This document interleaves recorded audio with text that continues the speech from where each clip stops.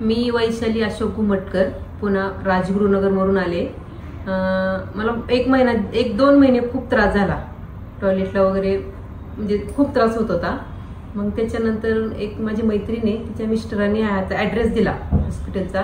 त्याच्यानंतर आम्ही इथं आलो हिलिंगमध्ये आणि ट्रीटमेंट घेतली आम्ही. उद्याचं लगेच ऑपरेशनचं हे केलं, पण मला रात्री खूप त्रास झाला. मग आम्ही 11-11:30 इथं येऊन ॲडमिट झालो. त्याच्यानंतर दुसऱ्या दिवशी ऑपरेशन वगैरे झालं.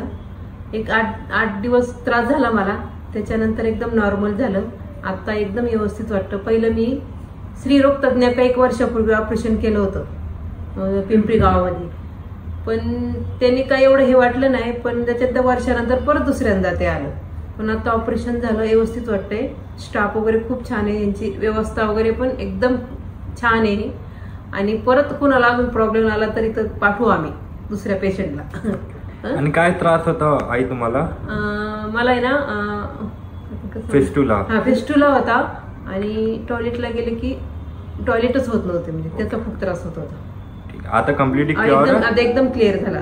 ओके.